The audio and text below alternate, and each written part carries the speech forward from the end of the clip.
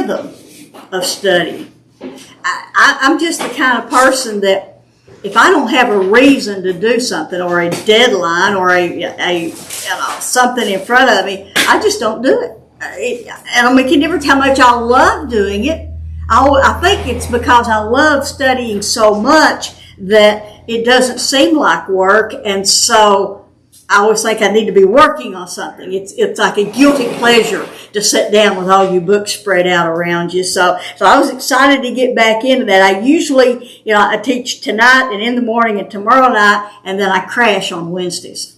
I sleep late on Wednesdays, don't make no doctor's appointments, sleep late on Wednesdays, and I don't study on Wednesday night. But usually on Thursday night, right after supper, I sit back in again, and then Thursday night, Friday night, Saturday night, and then all Sunday afternoon is my study time. But it's the rhythm of that, to get in the rhythm of doing it. So I know that we all study differently, but I hope that you at least looked at what I call the master sheet or the overview sheet, and then the one particular page for each chapter, because you do know these stories so well, or you know bits and pieces of the story, but the questions are meant to jumpstart you into thinking about things. Maybe you hadn't looked at it this way. Maybe you hadn't noticed what name of God was used in this chapter. Maybe you didn't notice these things. So that's what the questions are for. But as we did with chapters 1 through 11, I want to begin by talking about those questions, if you want to talk about them specifically, or anything that you want to share about what you read, questions that you had. Now, we may, if you have a certain question, I may say we'll answer that when we get to that point. But if it's part of the teaching, but questions that you have or something that struck you as you were reading this chapter, we're going to pick back up with chapter 11, verse 27. So if you want to look at that too, but anything that you want to share or ask at this point?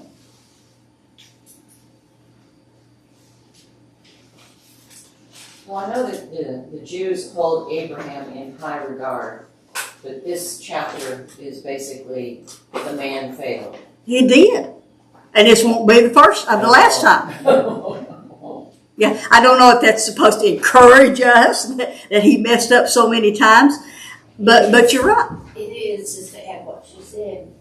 And in a sense it is, because, he messed up. We messed up. Yeah. But God was faithful to the promise. Exactly. And he didn't just throw Abraham away. There you go. You're not worthy to be the father of the nations, yeah. And so in a way, from what to add to what she said, in a way it is, comforting to know that if we don't get it right, God doesn't just throw us away. Yeah, right. God doesn't discard us because we mess up. Exactly. Yeah. Yeah, a lot. Yeah. Great. What else? I read about when he was telling that ruler, Sarah, have her to say you're my sister. Mm-hmm. That it said that he told a half-truth, but half-truth's a whole lie. That's exactly right. A half-truth is a whole lie. Exactly. And it said if you want to do something wrong, you can usually find a good reason to do it. Yep. But if you can't think of it, the devil will give you some suggestions. Oh, yeah. That's a good point. If you can't think of it, yeah. And he does. Oh, he does. Yeah. It's like we say, it's like we say about the word rationalize. It's rational lies. Anytime you try to rationalize something, it's a rational lie. Exactly. Great. What else? I always try, and I'm not sure whether I found anything in here this time. I always try to find Jesus somewhere. Mm-hmm. And I didn't really see anything in this chapter. Yeah. I think that falls under many different ways to study or to teach, Right. there are whole books Right. on that. Right. I don't really look for that, but there are times that it's just so obvious you Yeah. can't miss it. Yeah. But I hadn't really thought about trying to look for I that. wondered if, like the prophecy where he says, "I'll bless those who bless you, and I'll curse those who curse you," if that might have been something that did Jesus ever say anything like that? Not that I recall. No, I don't. That's what I don't too. think so. Yeah. Okay. Just curious. If something hits me, I'll jot it I was down. just Just hadn't thought about looking for that. Yeah. I'm sticking to the history. What else? I thought it was interesting that Abraham's father was on his way to Canaan. I mean, the whole idea that Abraham had about going to Canaan, his father was going to Canaan. Yeah. And he was taking Lot. So Lot was part of the original plan to go to Canaan. Maybe. Well, it said. I know it said he was going, but was he a part of the plan, or was Abraham disobedient? Well, but that was part of their earthly. Oh yeah. It was part of their plan. I see what you're saying. Yeah, it was part of their plan. But the interesting thing about that is you've got to go part of the God's plan. Yeah. You've got to go back to chapter 11 to see that, because it doesn't tell you that about Terah. That reminds me, I was talking to Carol Weaver at Home Federal the other day, and we always get off on Bible study when we're there. So she was telling me about being in the, I don't remember which Christian bookstore it was, but she was in line, and so she asked him, she said, "I'm looking for a really, really good Bible dictionary that will help me learn how to pronounce the names and the places." And she said there was a pastor there, and he said, "Just call them whatever you want, because nobody else knows either." and so I told her, I said, "This is what you do. You speak it with authority. Whether it's right or not, you speak it with authority. Everybody thinks you know what you're talking about." But what I did learn this one thing about the names. And that was, I years ago when I had my business, I had this customer that was Jewish, and I had been listening to this teaching on the radio about what I was calling the Shema. Deuteronomy 6, "Hear, O Israel, the Lord thy God is one." And I was so excited to tell her, and she said, "It's Shema." But I found that almost all the names and places put the emphasis on the second syllable. It's Terah, it's Haran, it's Shechem. It's where they went, I always called it Shechem, Yeah. southern East Tennessee, but it's Shechem. But they almost always put the emphasis on the second syllable. So that's just a bit of trivia there A for good you. example of that is Jehovah Sabaoth. Yeah, Sabaoth, yeah. There's like 3 or 4 different pronunciations that I've Regardless, wherever you go, you're going to get a different one, right? So, okay, what else about the reading it through, or the questions or things that hit you? I didn't catch how Pharaoh learned that Sarah was Abraham's wife. All of a sudden, everything was just going gloriously, and then all of a sudden the Lord sent a plague to Pharaoh's household. Yeah. But how did Pharaoh learn That's why? That's one of the details that were not given, exactly how he found out. It says that it struck his house with great plagues. Not just plagues, but great plagues. Well, the Egyptian people were very superstitious. And if anything happened out of the ordinary, they began, I guess The most recent person that came they into began the house. looking for reasons. I mean, I'm a very methodical, logical person. I start looking for reasons, or, I did this because this kind of thing. There are other commentaries that said perhaps when that happened, she told him that she related. But like you said, that was the most recent thing that happened, and God protected her before Pharaoh actually went into her.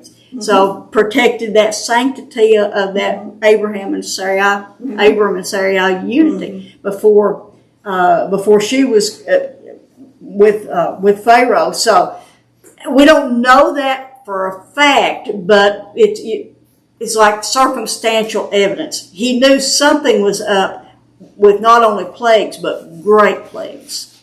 Well, my Bible says that the Lord sent a terrible plague upon Pharaoh's household because of Sarah. Well, Yeah, it is, but Pharaoh didn't. how did Pharaoh know that? Oh, that there. We know it was because of her. But how did he find out Yeah. that it was her? Yeah. Anything else anybody wants to share?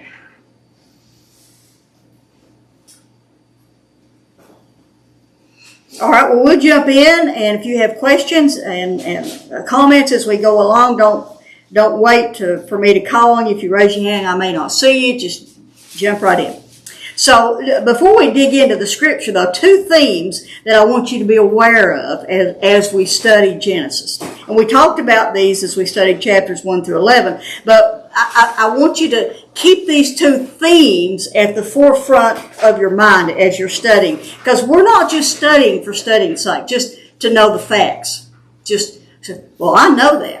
No, there is a reason behind what we're studying. We're studying to learn more about God and His plan. Not only His plan for His chosen people, but for all of humanity who would be affected by His chosen people, and His plan for us. So the first thing to keep in mind is that we know that Moses wrote this.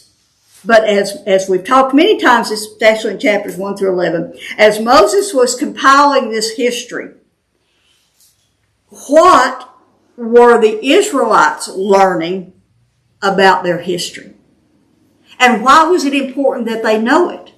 We talked about that a lot in the spring, about the different things that Moses would share with them and why they needed to know that. They needed to know how to worship. They needed to know that they were God's people. They needed to know that God had called them. That all of this came down from all this sea of humanity or all these people down through the lines that it did, down through Noah to Shem, and then down through Shem to Terah. They needed to know their history.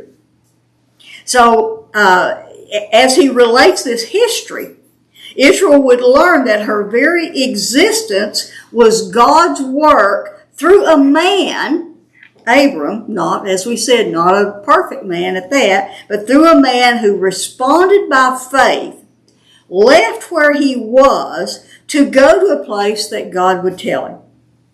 And that land would be Canaan. Now remember, again, we don't know exactly where within that 40-year wandering that this was related to them. But in my imagination, this is just simply my imagination, I imagine them on the eastern side of the Jordan River preparing to enter into the promised land. And what is the promised land? It's Canaan. That's the place. I mean, you could almost imagine him as he's telling this, pointing over across there. That's the place. That's where Abram came to. So they needed to know that. This land that they were preparing to enter was the place that Abram was to come.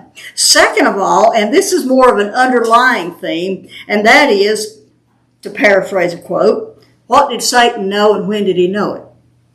You know, we often talk about Satan knowing more about Scripture than any of the rest of us. Well, that's true, because he's been there for all of it. You know, we used to say that about our history teachers in high school. You know, they knew it so well because they were there for it. So, but he'd been there since day one. He didn't know it all in the beginning, but he had watched it all being revealed step by step by step. As we saw in chapter 3, God cursed him and prophesied that one, with a capital O, one would come who would defeat him and crush his head. And then we saw that the first thing he did, immediately, he set out to stop that from happening. By the way, he's still trying to stop the second coming. But first thing he did was he had Cain kill Abel. Takes care of that. Well, no, they just had another child. So, in fact, several other children. So that wasn't the solution. Next, in chapter 6, we see that he determined to corrupt the whole race. But one line refused to be corrupted. They walked with God and they served him. And in chapter 6, verse 8, we see that Noah found grace in the eyes of the Lord. And from there on, we may not see Satan acting as blatantly, but the battle between good and evil continues. So keep those two things in your mind. Watch for as you're saying, looking for Jesus, watch for those two things. What the Israelites would learn from what's being said, and how if Satan perhaps, did say, oh, just go down to Egypt, it'll be okay. They got plenty of food down there. We don't know. But something prompted him to go. So watch for those things. So we're going to pick back up with verse 27 of chapter 11. And it says, now these are the records of the generations of Terah. So let's just hold it right there. As we said in our review last week, when you read, these are the records of, or these are the generations of, the word generations there is the word Toledoth. I've seen it spelled two different ways in the commentaries. Toledoth or Toledot. I have a tendency to pronounce it Toledoth with the T, but there are 10 of these sections in the book of Genesis. And each one of them, as we saw in our review, is a section that we can say, this is what happened to. The first one in chapter 2, verse 4, the account of the heavens and the earth. This is what happened to the heavens and the earth after they were created. This is what happened to Adam. This is what happened to man. This is what happened to, and it goes all the way down, and what happened to Noah, what happened to the three sons, what happened to Shem. And so this is what happened to Terah. In chapter 10, we have the overview of what happened to all the peoples on the earth after the flood. All of the descendants of Shem, Ham, and Japheth. This chapter is known as the Table of Nations, so it's an overview. Chapter 11 then gives us the details of why the peoples were scattered. But then like a funnel in the second half there, or after verse 10, at verse 10, it begins to funnel down. These are the records of, or this is the Toledoth of Shem. It begins to funnel down to this one specific man and his descendants. And the Israelites hearing this is the one man that they're going to be the most interested in. One commentary said, we are now using a rifle rather than a shotgun. And I thought, a man wrote that. So, but we're moving from a floodlight to a spotlight, from a broad approach to a more detailed view of the people. But with this Toledoth, the account becomes more detailed. And we said last time that the first 11 chapters cover some 2,000 years. And these last 39 chapters cover about 200 years. But I want to add this here. Some of your study Bibles, or you may read in some of the commentaries, that these last 39 chapters cover 350 years. That all depends on when you date the Exodus. I follow the teaching of the Exodus is around 1400 BC. But there are others that date it around 1300, so it's later and earlier, but just so you'll know in case you read something. But I think we can agree that, suffice it to say, that the last 39 chapters covers a lot more detail than the first 11. So, but with chapter 11, verse 27, we are entering what's known as the patriarchal period. Break that word down, patriarchal. Arche means first, archangels, archetype. Arche, it means first. A pater in Latin means father. So this is the era of the first fathers, or the father leaders. And in fact, Job fits into this era. The patriarch was the head of each family's government, we might say. However, if the descendant that we're going to follow is Abram, why does the Toledoth say these are the generations of Terah? Well, that's because all throughout this book there will be interactions with other members of Terah's family. others of his descendants. We'll see Abraham, and I didn't write down what chapter this is, but Abraham will send his servant to Haran to find a wife for Isaac. Jacob, when he's running from Esau, will go and live with his uncle Laban. And so there is this interaction with the rest of Terah's family. So look at the rest of verse 27.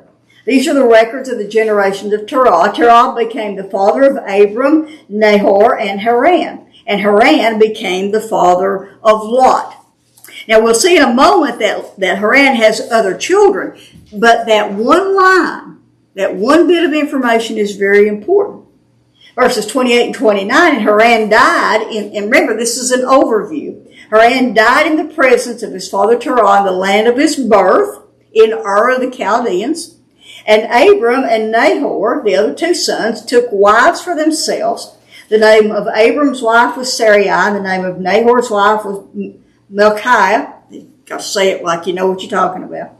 Who was the daughter of Haran, the father of Milcah and Iscah. And actually, we know he's the father of Lot. So Nahor actually had 3 children that are named, that we know about. When it says that Terah is the father of Abram, Nahor, and Haran, we read that like Abram's the oldest, that they're given in order. That may or may not be true. We know that Abram is the most important one, just like we read at the end of chapter 5, I believe it was, where Noah's 3 sons were Shem, Ham, and Japheth. Well, Shem is the one that's the most important to us. Whether or not he was the oldest, we don't know. So we'll talk more about whether Abram was the oldest or not in a moment. And we'll talk a little bit more about Ur in a moment. But I think then, in verse 30, I think Moses may have added this bit of commentary. As Sarai was barren, she had no child. You know that's going, even if you don't know what's going to happen, you know that's going to be important. There's something about that's important because you're given that extra bit of information. And then we're given this bit of information. It sort of complicates the story. Verses 31 and 32. And Terah took Abram his son, and Lot the son of Haran, and who was his grandson, and Sarai his daughter-in-law, his son Abram's wife, and they, all of them together, as Sandy said earlier, went out together from Ur of the Chaldeans in order to enter the land of Canaan. And they went as far as Haran and settled there. So that complicates the story, because if you just start in chapter 12, verse 1, or if you read Stephen's version of the story, you know that that's not what is supposed to be happening. Or in chapter 12, verse 1, nothing is said about the rest of them until later when it says that Lot goes with them. So Abram, at this point, Terah, he's the patriarch. He's the father leader. So when he says go, everybody goes. But how do we reconcile this?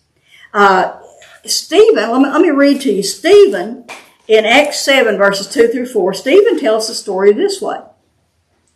Stephen said, he's speaking in the Sanhedrin, and he said, "Hear me, brethren and fathers, the God of glory appeared to our father Abraham when he was in Mesopotamia, between the rivers, before he lived in Haran, and said to him, Depart from your country and your relatives and come into the land that I will show you." In verse 4, then he departed, that's Abraham, departed from the land of the Chaldeans and settled in Haran. And from there, after his father died, God removed him to this country, as he's speaking of, this Israel, in which you are now living. So how do we reconcile that? Did Terah make the decision to go? Did Abram make the decision to go and took his father with him and he wasn't supposed to? How do you handle that? Wasn't Tehran originally from Haran? Most scholars believe that they were originally from Ur. and that Haran, who was also the name of one of his sons, had founded that city, but he was back in Ur when he died. But that's where they went. And if you look on your map, you can see where Ur is down here and then where Haran is, and see that it follows the trade route. It is where they would go. It's the way that they would go. But the why and the how. Why take all these people? According to what Stephen says, did Abram disobey God right off the bat? Or is there another explanation? Do you think God told Abram that they should go? It's what it says. Okay. In verse, when you get to the details in chapter 12, God told Abram, and that's what Stephen said. Stephen said God told Abram to go, to leave your family, to leave all this behind. But that's not what he did. He took his father and he took Lot. Well, I guess at the age of 75, he still needed to have his dad. Well, of course. If Dad's around, you listen to Dad. But that's true. More than joking, because his father would have been the father leader. He's the head of the government of that family. He carried the history He did. of their people. He did. And I really struggled with that as I studied this. Here's another thing that let me add in. Verse 32 of chapter 11 says, "And the days of Terah were 205 years, and Terah died in Haran. So, here's the thing I had on your lesson. If you do the math, if you go back to verse 26 of chapter 11, Terah was 70 when he became the father of Abram, Nahor, and Haran. Abraham's supposed to have left when he was 75. Terah didn't die until he was 205, so... Yeah, he was 145 when Abram left. Yeah, exactly. He still had If, years in him. yeah, I had a lot of good years, depending on the way they lived. How long did it take them to get to where, to Haran? No, that wasn't it. That's the I facts of where they were. If Abram was the firstborn. That's true. I didn't think about that way. You're absolutely right. If Abram is not the firstborn, Haran is 130 when Abram is born, and Abram does stay there until his father dies and leaves. To me, that makes more sense. I think Abram is given first in the list because he's the most important one, but he's not the oldest son. And the commentaries are all over the place on this. Let's see where. Okay, one commentary said that Abram was the firstborn, but that he left his father there because his father was spiritually dead. He had rejected what Abram believed. Well, was. They did. Oh, they absolutely. dig deep into idols. Yes, absolutely. We'll talk about that in a minute, what the city was like. So that's plausible. Reading it literally, though, leads us to believe that Abram was not the firstborn. But it could have been, and it could have been that the father was dead spiritually. We really don't know. This one commentary, that was that Henry Morris commentary, he also said that he believed that the call came to Abram and Terah both to go. Maybe. But that's not what Scripture says. And we keep going back to, but what did God say? That's what I keep going back to. My opinion is that God called Abram in Ur, as Stephen said, but Abram just sort of obeyed God. He didn't totally obey, because, after all, it's your father. and he's the patriarch. At any rate, whichever it was, but that gives you some ideas it can be reconciled. It's not that, oh no, this can't be because it says he was 205 when he died, well he was 70 when he was born. That doesn't work. There are answers for that. It could have been either one of those.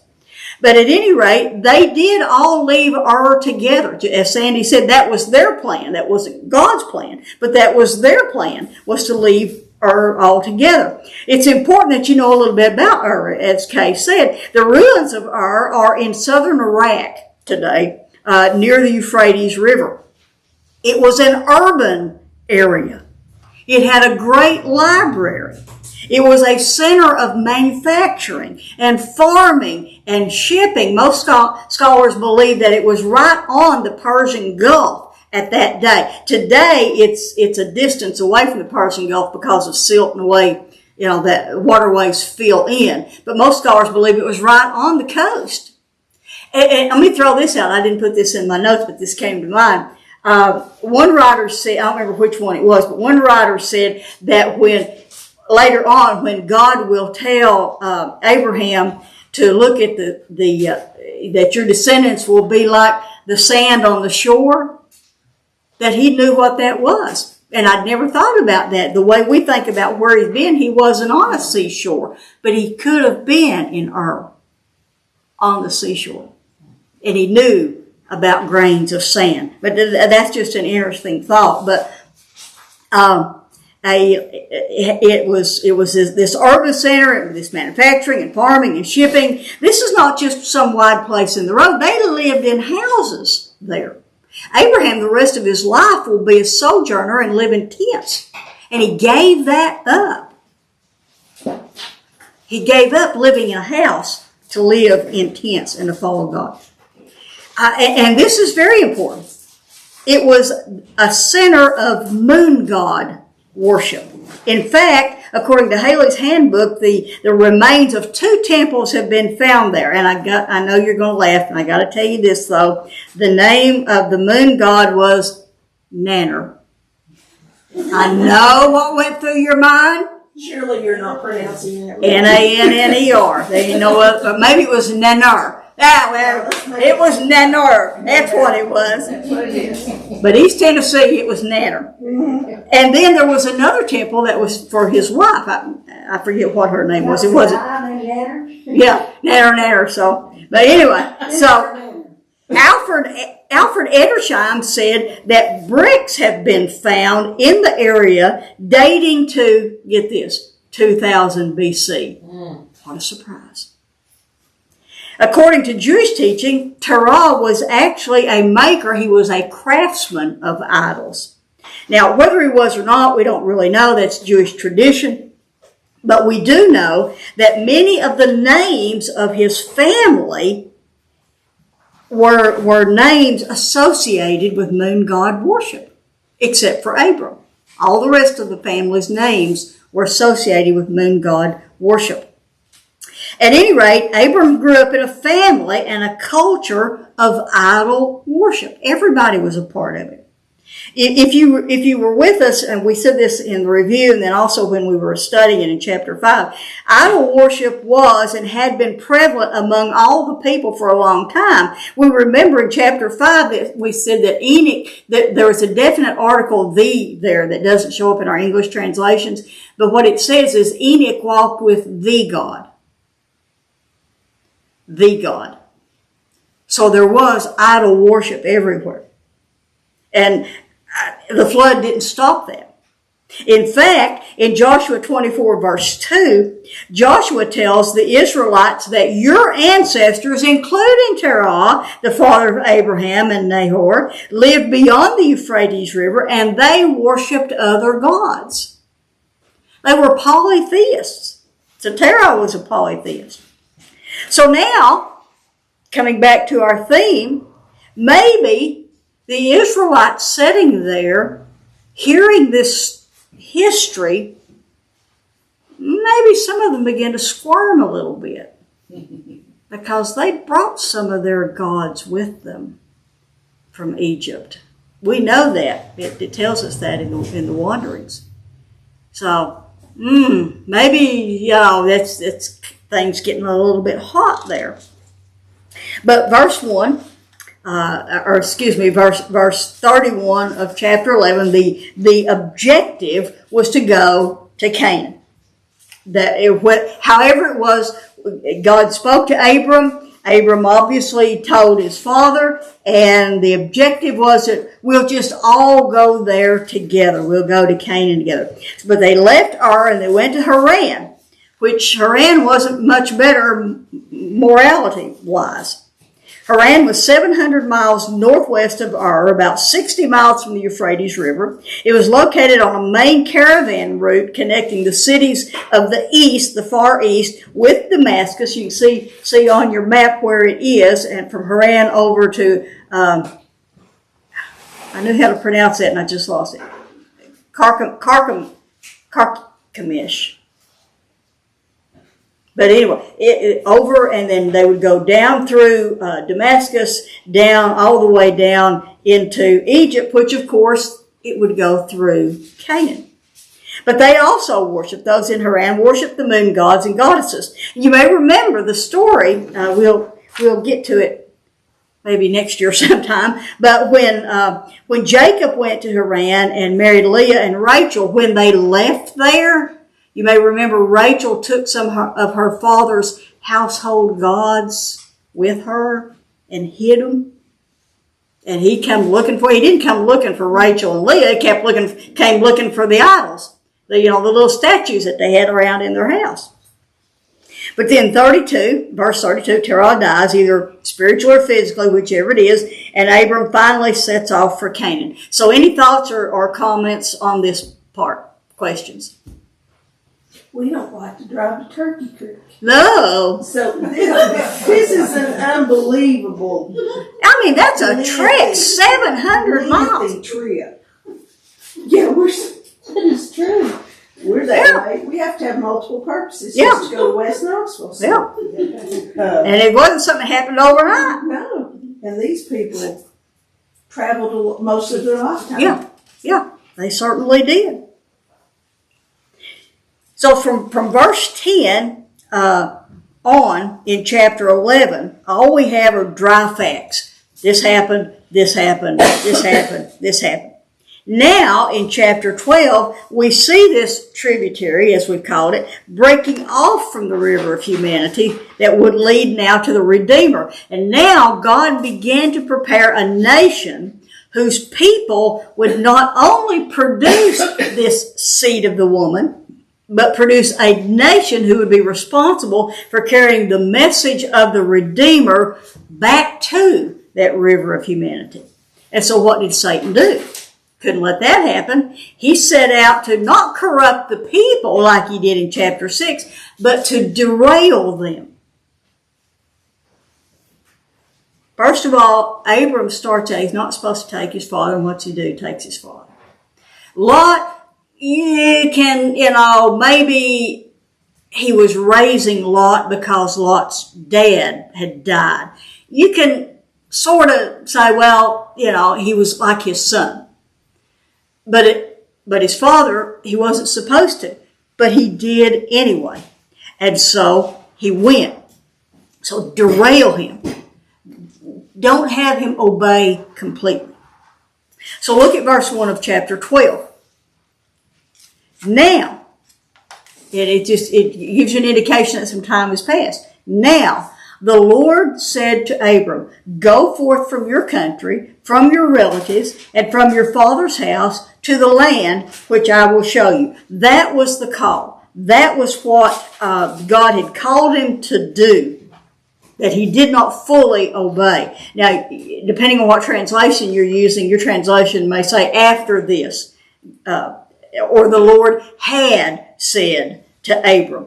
But this was the call. And that phrase, go forth, literally is saying, you go for yourself.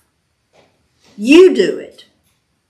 It just doesn't say go forth and it's subjective and you can do however. No, go for yourself. you do this, Abram. You go forth. And so I believe that the original call came in Ur. But like we said, Abram didn't entirely obey. But I want you to notice this. It says, the Lord said to Abram. Now remember, Abram's living in a polytheistic culture. It's like we said about chapter 1, verse 1. In the beginning, God. They may have said, God who? Which God? There's all kinds of gods. Which God are you talking about? This is the covenant God. And so we see here that it was the Lord who said to Abram. The covenant God. In Haran. Huh? But he got the call in Haran, not Ur. According to Stephen, he got the call in Ur. This is now in Haran. The Lord had said to Abram. That's what it says in the scripture. That's not what my translation says. Now the Lord said to Abram, go forth from your country. It's different. Different translation. But Stephen says he got the call when he was in Mesopotamia in Ur. And in fact, says maybe what it's saying is now in Haran the Lord had said to Abram, so maybe it was after the fact. While he's in Haran, the Lord had said to him while he was back in Ur. Yeah, that makes more sense with that. But the call came to him when he was in Ur and he was supposed to leave his father. This name, this covenant God of Israel, is who spoke to him. The name of God will not be explained. This I am. The Yahweh is I am. This name, this covenant name of God will not be explained to Moses until Exodus 3 verse 14 at the burning bush. But remember, when that happens at the burning bush, that is 430 years after that they'd been in slavery. They didn't know God who. When Moses says, who shall I tell them spoke to me? He's, I am that I am, the covenant name of God. They had forgotten all that because they'd been in slavery for 430 years. The Lord, the covenant God, and the covenant had been forgotten about. But that's the God, as we've seen, that gave the details about creation in Genesis chapter 2. It was that covenant God that placed Adam and Eve in the garden. It was that covenant God who went looking for him when he fell, who clothed him. And this covenant God spoke all the way through those 2,000 years. And that's the God, the covenant God that called Abram. The Lord said to Abram, the very Lord that now the Israelites sitting and hearing this story, they knew that's the one that called them out of Egypt. That's the one that sent the plagues, that sent the death angel, that opened the door, who opened the Red Sea and got them across. That's the Lord. That's the one that spoke to Abram. So how did he call Abram? We don't know. We're not told. How do we know when God's calling us to do something? You know, we could spend a long time on that, but one thing for sure is God's calling will never contradict Scripture. God will never say it's okay for you to go do this and this and this if it's opposed to Scripture. I've often said that I know when God is in something, when you're doing something and it takes on a life of its own and you just hang on for dear life. That's what this Bible study has done. I've just hung on for dear life. It's that Illuminati choir we're just hanging on for dear life because I believe God is in it. But look at what the Lord told Abram to leave. And let's think about how difficult that was. He said, first of all, leave your country, leave your place, leave your land. Then he said, leave your relatives. Leaving your place is one thing, but leaving your people, that's a little harder to do. And then he said, and leave your father's house. Wait, what? leave my father's, the patriarch leave his house? That's like leaving the governing structure of your life. Besides the fact that it's his physical father. It's his government. It's the whole life that he lived under. Leave everything. Leave your place, leave your people, leave your patriarch. Each one of these things that he's called to do is a little harder than the one before it.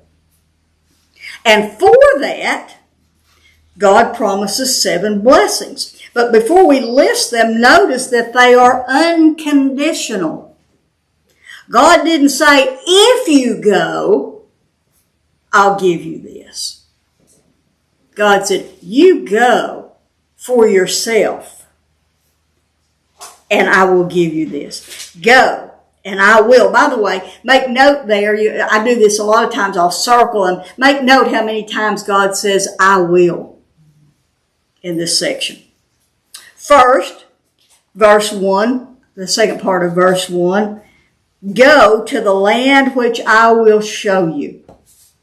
So the question comes up, did Abram know it was Canaan? Well, chapter 11 says that they were going to Canaan. But remember, chapter 11 is the overview. Just like you go back to chapter 10 and it talks about them all speaking different languages when we haven't been told the fact of why they have different languages yet. So this part of chapter 11 is an overview. That's where they are going. Did they know that at the beginning? We don't know, but at the point of call, Abraham likely didn't know where he was going. Because Hebrews chapter 11 verse 8 says, by faith, Abraham, when he was called, obeyed by going out to a place which he was to receive for an inheritance, and he went out not knowing where he was going. You can tell the story later, so we as Elaine said, we ended up in Turkey Creek, but you may have not known that when you started out, you know. They know that that's where they're going to end up because they know the story. They're telling the story now. But they may not have known that at the beginning. But even if he knew it was Canaan, even if God had said you're going to Canaan, Canaan was just a word to him. Just the name of a place. I mean, just pick any place. I know a lot of you travel more than I've ever traveled, but just pick a place that you have no idea. It's just the name of a place. But I don't think he knew at the time of the call where he was going. But first of all, he's promised a land. He was to leave his land, and God was going to give him a land. I don't think I said this before, but God gives him 7 blessings. 7 blessings. Okay, the first one was the land. Next, I will bless you. Oh, wait a minute, no. Next is verse 2. I will make you a great nation. I will give you a people. You're leaving your people. I'm going to give you a people. God's replacing everything that he's taking out. Next, I will bless you and make your name great. And today, Abraham's name is great among 3 of the world's religions, or 3 governing religious structures. Leave your governing structure, and I will give you not 1, but 3 governing structures. So whatever God has told him to leave, God is going to replace. And not only that, as God often does, pressed down, shaken together, overflowing, he gives him 4 more on top of that. The next blessing is verse 2b. Actually, he says, my translation says, and so you shall be a blessing. But actually there, the phrase you shall is not in there. What it literally says is, as so, be a blessing. It's a command. Be a blessing. That would be a gift to him, but he would be a blessing. And then God said, verse 3, and I will, here's another I will. Let's see how many. I will make you, let's see, a land I will give you. I will make you a great nation. I will bless you. I will bless. Now he says, verse 3, I will bless those who bless you. And notice that it's plural. I will bless those. That's a plural pronoun. I will bless those who bless you. Many people have blessed, spoken well of, and prayed for the Jewish people. Those people will be blessed. But this is also a promise. God said, and the one who curses you, I will curse. Now it's singular. Now it's saying the one, the every single individual one who curses you, I will curse. But here's another interesting note that doesn't show up in our English translations. There are two different words for curse here. You know how I am about words. I get excited about words. The word for curse in what God will do is judgmental cursing. This is the same word that's used in Genesis 3 where God curses the serpent and God curses the land. It's the same word in chapter 4 where he curses Cain and chapter 9 where he curses Canaan. This is God's judgmental cursing.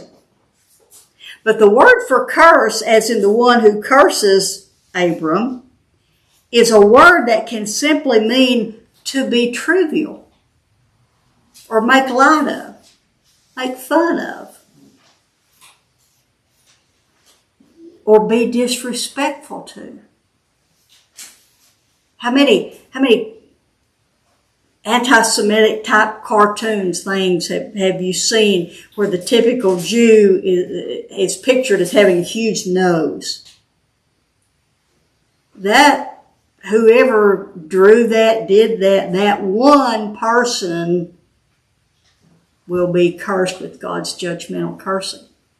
To make fun of, to make light of, to be disrespectful to. Anybody that treats Abram that way, or Abram's descendants, God says, I will curse them with the judgmental cursing. And then God adds in verse 3, and in you all the families of the earth shall be blessed. And we could spend a lot of time on not only how Abraham, but the Jewish people have blessed the world. I didn't take time to look it up. I've done it in the past, but I didn't take time to do it today. But you can do a search on the number of different types of Nobel Prizes. And the Jewish people have won more in all the categories than any other race or nationality or people. They're brilliant. They're brilliant. Any other people group.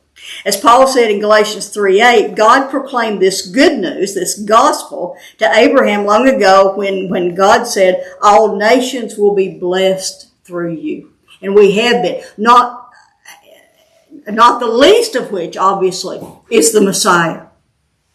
If they didn't do anything else, that one is the greatest blessing of all. But God has blessed them as a people. So any thoughts or comments, questions on this blessing? These 7 blessings.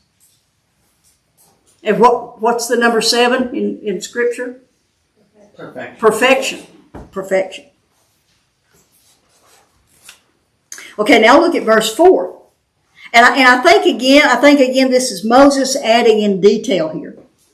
And it says, so Abram went forth as the Lord had spoken to him, and Lot went with him. Now, I noticed that Abram didn't take Lot kicking and screaming.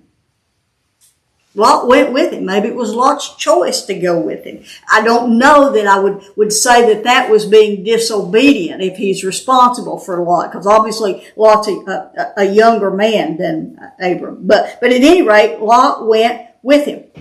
And then we have the detail. Abram was 75 years old when he departed from Haran.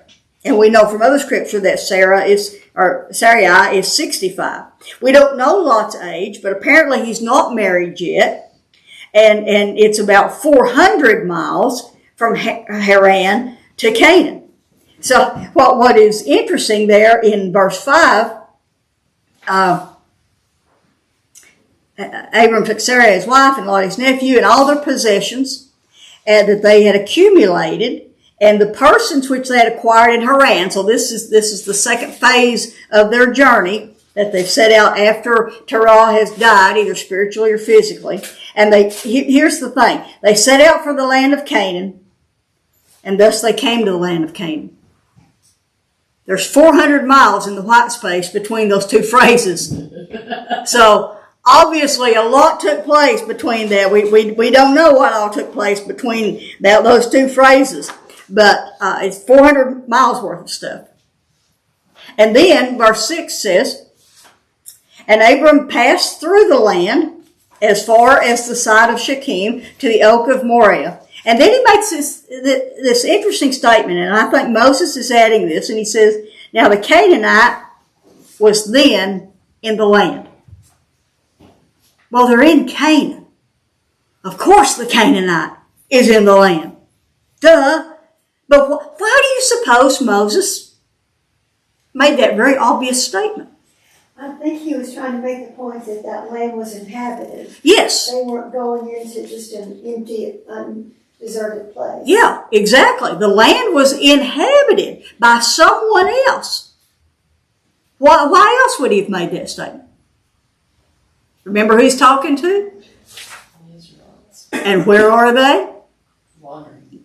Wandering or ready to enter into Canaan, the promised land. But was he really saying Canaanites were in Canaan, or Canaanites were in Shechem and those They were areas in. close by? Well, it could have been both, but they are in the land where he is. And what I was thinking of as I was saying that and reading that was he's saying to the Israelites, when Abram got here, the Canaanites were in the land and they're still there. And that's who you'll have to deal with. I mean, we could go into a whole other teaching of how evil these people had become by the time that they're there. But that's who's there, and they're still there. It'll be like you're not going to find a place that they're not. Yeah. That they've not already taken. That they've not already taken. And we see that in the book of Joshua. Who are the Canaanites? Who were they? I mean, The Canaanites are the descendants of Ham. Ham. Okay. Yeah. They're the descendants of Ham. Right. It was in that other chapter. Right? Yeah. So there they are. They're at Shechem, about 40 miles north of Salem, which we know is Jerusalem. And you can on this second map, you can see Shechem here up about next to Samaria. Modern it would be Samaria today. It's where that is, and then you can see. Let's see. Jerusalem. Oh, I started to say Jerusalem's not on here, but Salem. It's called Salem at that time. You can see where Salem is. So it's about 40 miles north. I think it's north or northwest of Salem. So verse 7. And the Lord, they get to Shechem. And the Lord appeared to Abram and said, to your descendants, I will, there's another I will, give this land. So let's hold it right there. This is the first time that we read that God appeared to Abram. We don't know how God called him back in chapter 12, verse 1, or if you go before that into the end of chapter 11. We don't know how God called him, but we know now that he appeared to him. How does God appear in the Old Testament? In bodily physical form. Jesus. In the pre-incarnate Christ. That's the only bodily form that God has. He appeared to him. So there's Jesus. Yeah, there you go. There's Jesus. There you go. That's exactly right. We know that God walked with Adam and Eve in the cool of the evening. We know that he walked with Enoch. We know that he spoke to Noah and he spoke to Abram, but now he appeared to Abram. Why? Why did God finally appear to Abram? Because Abram finally obeyed God. And you'll see that over and over as we go through this study. And so now, what did God add to the promise? Now he says, so you're here now, and he hasn't said this before, but he adds, to your descendants, I will give this land.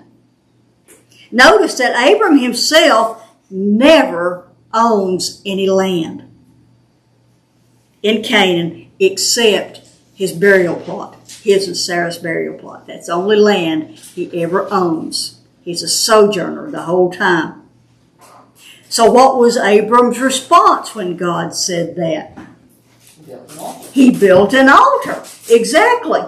He built an altar there to the Lord who had appeared to him. So, but it doesn't say what he did with that altar. What do you think he did with that altar? One of them duh questions. Worship. He worshiped. But what did he do with the altar? He worshiped, but what did he do? Sacrifice. He sacrificed. He put something on that altar. What else are you going to do with an altar? The word altar literally means a place of sacrifice. One teacher said an altar became an altar when the victim was slain. I mean, if all you're going to do is stack stones, all you're doing is building a grill. Sorry to say barbecue. I had an uncle that built one once, but yeah, if all you're going to do is stack stones and do nothing else with it, you just built a grill. But as we're saying all along, they knew how to worship. And I've said that all the way from chapter 3 and never really had anything to base that on other than circumstantial evidence, but now I've got the evidence. The evidence comes in Job 1 verse 5. Job is in the era of the patriarchs. And Job sacrificed to God. He offered burnt offerings to God for his children. He was the patriarch. Remember, he was the governmental head. He offered sacrifice, burnt offerings to God for his children in case they might have sinned. He's responsible for them. I know we would all like to do that for our children. That's off the table now. God has no grandchildren. But there's our proof. They knew how to worship. That had been lost in those 430 years. They'd forgotten all that. That's why it had to all be taught again. So now, here, after Abram's obedience, now God gives him another promise. This is promise number 8. Does anybody know what the number 8 means in Hebrew thought? It means a new beginning. On the 8th day, remember 7 days. On the 8th day, anytime you see the number 8, it is a new beginning. So what did he do? He worshiped. God said, go to the land that I will show you. And now God said, I will give you this land. How much of this land? He kept journeying south. Abram lived as a pilgrim and a stranger in the land, just as Hebrews 11 verse 10 tells us. He moved from place to place. He lived in tents. He never owned a piece of property. He never owned a house. And he built altars everywhere he went. We'll see that all throughout our studies. So look at verse 8. Then he proceeded from there, from Shechem, to the mountain to the east, and you can see that's see where Bethel and Ai is, and probably the Israelites, if they are on this eastern side of the Jordan River, they can see that mountain from where they are. It's like, you see that mountain over there?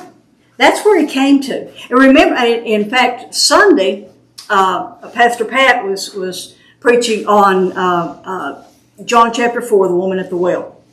And she's in Samaria, the city of Sychar, which is right next to Shechem. And she says to Jesus, are you greater than our father Jacob who dug this well? So they'd been there. They knew all these places. But in verse 8, Abram proceeded from there to the mountain on the east of Bethel, 35 miles down, and he pitched his tent with Bethel on the west and Ai on the east. And what did he do? He built an altar to the Lord, and we read, he called upon the name of the Lord. So we don't know exactly what that means, but we know that some commentary says that it means he preached or he prayed, but he called on the name of which God? The Lord. the covenant, Lord. So Abram lived, as I said, as a pilgrim and a stranger. And then, verse 9, and then he journeyed on, continuing toward the Negev. Now, the Negev is the southern part there, and it's a drier area. He just kept journeying south. Why? We don't really know why. I wondered, and I didn't find this in any of the commentaries, but I wondered if that famine that we will read about in a little bit, if it was beginning, if because of his flocks, and we know from back from verse 5 that he had lots of possessions and he had people, and we know he had flocks, and it took a lot of land to feed them. And if the drought is beginning, he may have needed to keep moving. We don't know that for sure. Or if God was leading him to scope out the whole of the land, we don't really know. But in verse 10 we read, now there was a famine in the land. What would come into the minds of the Israelites when they heard that?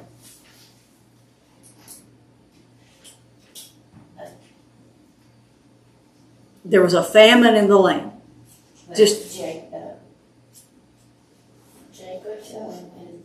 Joseph? Joseph, yeah. Yeah, that specific answer, that's how they ended up in Egypt the last time. But what comes into your mind? I mean, judgment. But I'm talking about physically. My garden right now, I've got some lake stuff out, and buddy, we need rain. Because they're closer to water.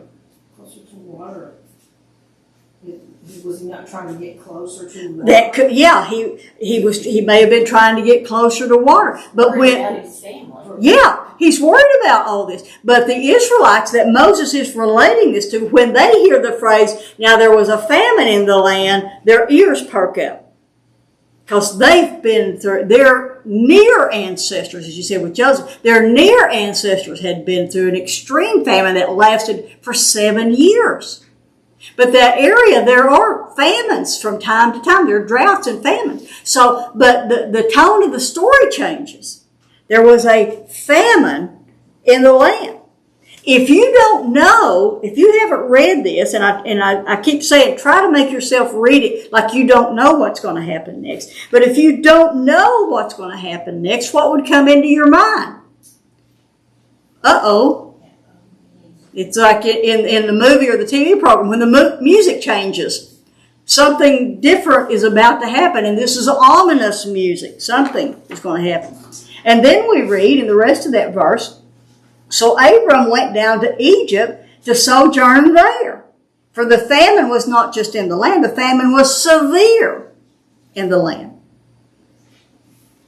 So why did God inspire Moses to even put this story in there?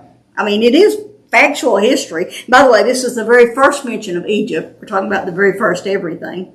But this is the first mention of Egypt. Why would God have him tell that story? He's human. He's human, but he's supposed to be the hero of the story. You don't want bad things about your hero. You need the real things about your hero. You really do. You need the real things, warts and all. Yeah.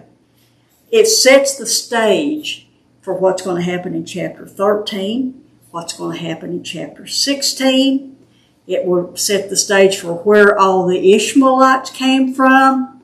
And it tells the whole story, as we said, of God's people, warts and all. By the way, I told somebody this the other day. I don't remember where I said it, so if you heard me say it. I saw this cartoon that was of The Simpsons. And the dad, what's his name? Homer. Homer said, I've read the Bible, and everybody in there is a nutcase except one. Well, that's just about right, you know. Everybody but one in there is a nutcase of some kind. But this affected everyone. We would like the Toledot to have said, and your ancestor Abram stood firm and he trusted the Lord and who brought him into the land and the Lord provided. But that's not what Abram did. I wonder if the Israelites too, when they said he went down to Egypt, and they went, Oh, why did he go?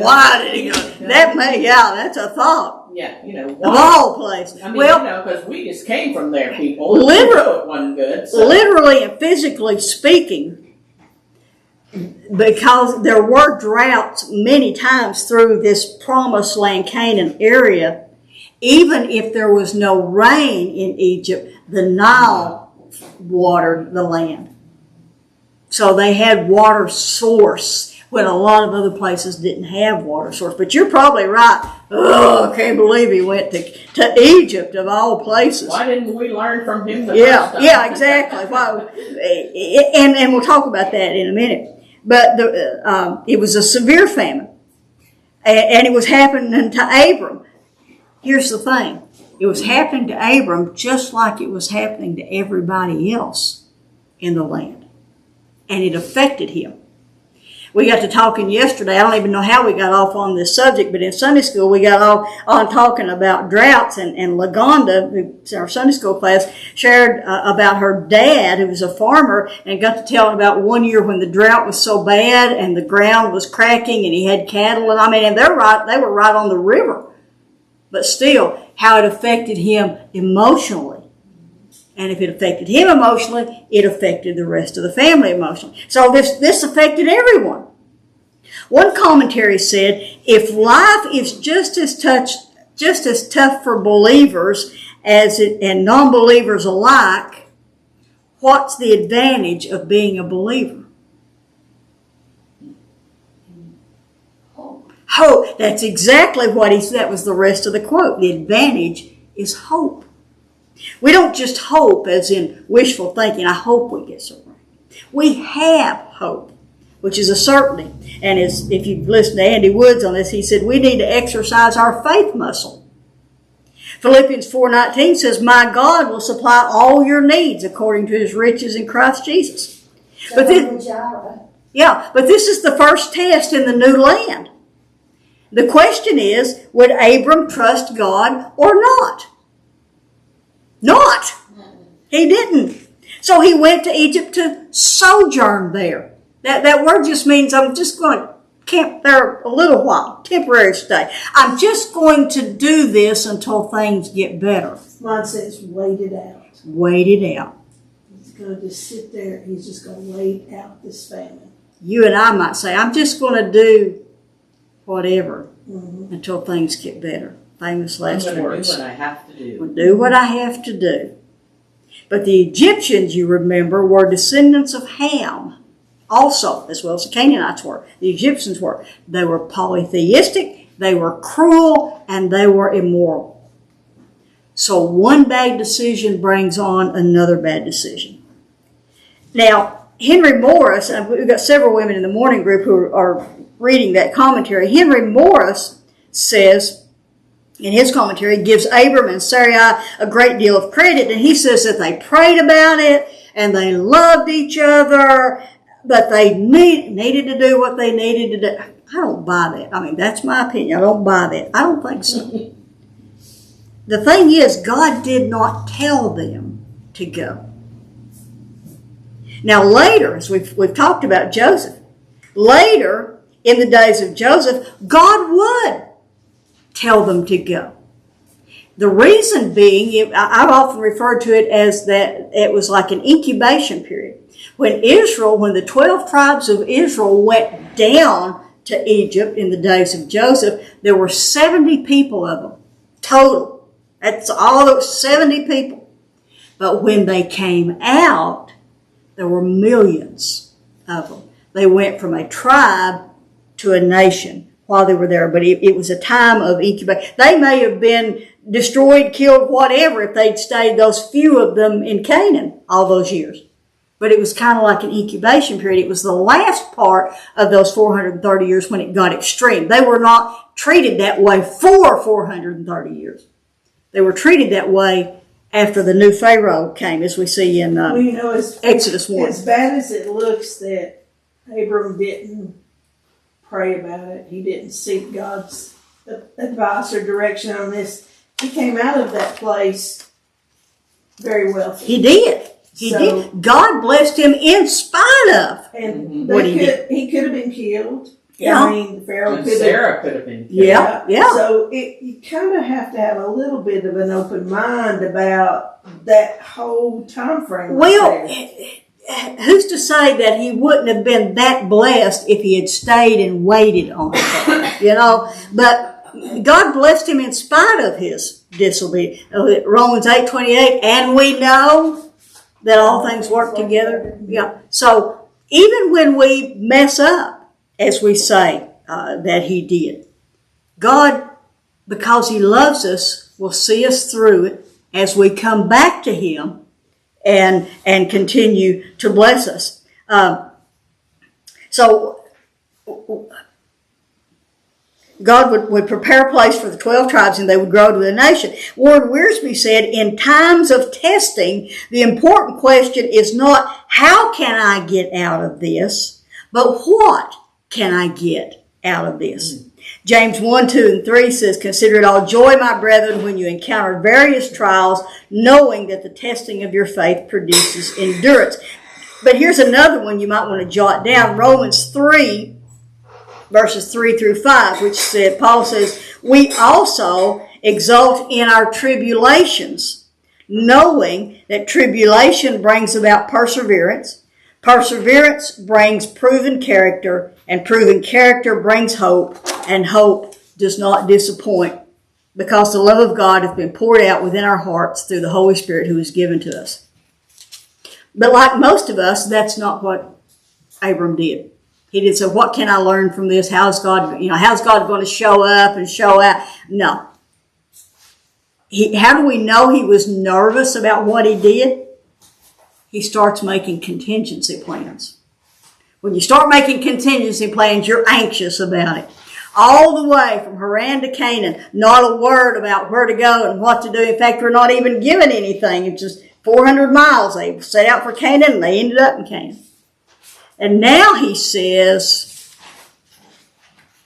if this happens, we'll do that. Verses 11 through 13. And it came about, when he came near to Egypt, he said to Sarai his wife, see now, I know that you're a beautiful woman. And it will come about when the Egyptians see you that they will say, this is his wife, and they will kill me, because that's what they did. And they will let you live. Please say you are my sister, so that it may go well with me because of you, and that I may live on account of you. Now that wasn't, as we said, that wasn't entirely a lie. That was actually a well-known practice that people did for protection. Abram didn't just think that up. Other people, that's what people did as they went into places like that for protection, because the brother was always well honored. The husbands, they just killed them and got them out of the way. So this is what we'll do. Plus, as we'll see later in chapter 20, verse 12, Sarai was the daughter of Terah by a different mother. She was actually his half-sister. But here's the thing. Anything said with the express intent to deceive is a lie, even if it's technically true. And I was just scrolling through some stuff as I was getting ready tonight, and I saw this quote on Twitter. It said, deception is one of the quickest ways to gain little things and lose big things. How much more might God have blessed him if he'd stayed and trusted? I mean, he was blessed tremendously. What was that one again? Deception is one of the quickest ways to gain little things and lose big things. I thought, whoa, now that's good. But Abram thought, well, we'll just ease in there, and if anyone asks, you're my sister, we'll just try to go in under the radar. We won't rock the boat, won't mess up anything. But no, verses 14 through 16. It came about when Abram came into Egypt, the Egyptians saw the woman was very beautiful, and Pharaoh's officials, wanting to make points with Pharaoh, that's not in there, but saw her and praised her to Pharaoh. And she was taken to Pharaoh's house. And like they knew it would be, Abram was treated well for her sake. They gave him sheep and oxen and donkeys, and because you got more animals, you need more servants. So they gave him male and female servants and female donkeys and camels. They just gave him all of this stuff. But then look at what happened.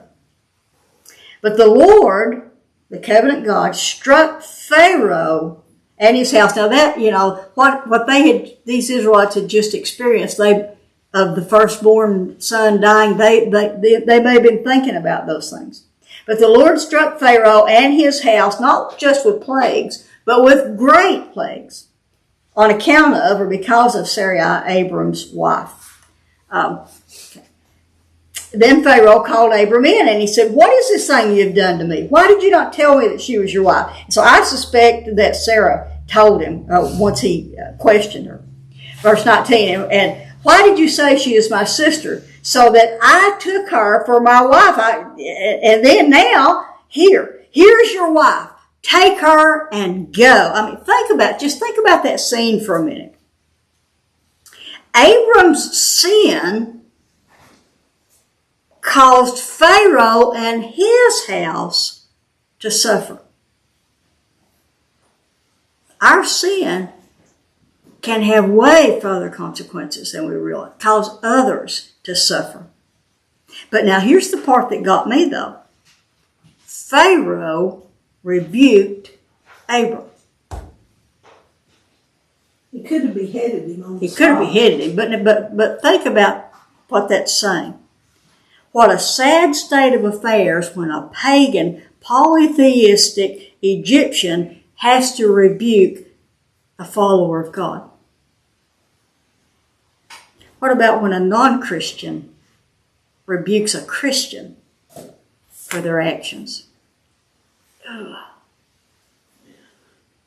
Ouch. So then, verse 20, and Pharaoh commanded his men concerning him, and you get this picture in these old westerns, they escort him out of town to the city limits, make him. That's exactly what they did. They escorted him away with his wife, but they let him keep all the things that they'd given him, all the things that belonged to him. And we see here that God delivered Abram and Sarai, but it was only necessary because of Abram's distrust of God's provision. And here's the thing. This trip, this fateful trip, would have lasting consequences on Abram, on Israel, and even on us today. We'll see that when we get to chapter 16. Any questions or thoughts or anything you want to add? Is Hagar one of the servants that went with them? Yep. That's That's where it all started. If they had never gone down there, Hagar would have never been a part of it. I believe Jesus is back over in chapter 11, though. That verse 7, because I can't get past that. Come, let's. Yeah, let us. There you go. Let yeah, us. the So Trinity. That's not just God. Yeah, let us, exactly. Well, I wondered too. I mean, I don't think you said this. I wonder if God was testing Abram by causing the famine. Could have been. To see. Well, What God he would knew do. what he would do. But- Abram didn't know what he would do when the Yeah. first test Yeah. happened. Will he trust Well, him or like not? God always knows what we're going to do Yeah. anyways. But Abram needed to know that he didn't quite trust God yet. I don't think he had learned that trust yet. No, he hadn't He learned hadn't it. suffered enough yet Right. to learn Oh, yeah. that trust. Yeah, we could go down that road. Mhm. Yeah. What else? Anything else? I have a question about Lot. If he took him on this journey, Lot's dad died. Yeah. So was it the eldest child's responsibility to take care of one whose parent died in the family? I mean, I don't know that you said we don't know if he was the oldest child or not. Yeah. But Or how old Lot was. yeah. Yeah, or how old Lot was. We don't know It because, also said in verse 30 that Sarah was barren. yeah, So them not having kids, would they have taken him to keep that family? that may have been it. Those are, some of the details that we just really don't know why Lot went with him. And I have not studied, the background history to know if firstborn did this sort of thing, or maybe they were closer. Some of us, and I have a niece that's just 4 years younger than I am, so maybe they were kind of close in age, and so they had this connection and he went with him, or maybe Lot was really, really young, and we just don't really know. We just know that he did. He felt responsible for him in some shape or form. It's unusual that it says it took Lot. It doesn't say anything about Lot's mom. Don't the moms usually go? I mean, if they've been widowed. That's a good point. I hadn't thought about that. Normally take care of them. Let's see. We're not even given Her name. her name. We have Abram's wife's name, and we have the other brother Nahor's wife's name, but we don't even have her name. She's not in the picture at all. So it's, maybe whatever happened to him happened to her. Huh? I don't know, maybe she already died. Maybe. We just don't know. Again, Yeah. What did God say? This is all we're told. This is what was said. This kind of also makes me think of this being the first missionary journey, because God called him out. Yeah. And you leave everything, when God calls you to go somewhere, you're leaving your family for a designated time. It also called him a sojourner, which is dwelling as a foreigner in the land. So I think too, we are foreigners. This is not our home. I mean, to me, it's just a whole picture of us. Yeah, I mean, just, Exactly. Warren Wiersbe, I had this in my notes, but I didn't put it in the lesson. Warren Wiersbe said, the missionary mandate of the church actually begins with God's covenant with Abraham. Go. Yeah, that's a great point. So, application-wise, what can you... And as you do this in your own study, think about these things. What can you praise God for in this chapter? How can this chapter encourage you? And then for yourself, and I encourage you to do this in your own study. How would you summarize the chapter? Because if you do that, then you will remember this chapter. And Lane and I were talking yesterday. I encouraged you to read chapters 12 through 19 all together and see the flow of the story, how one thing builds on the other. And when you summarize it, then you fix that history in your mind of what happened. So, anything anybody else wants to add?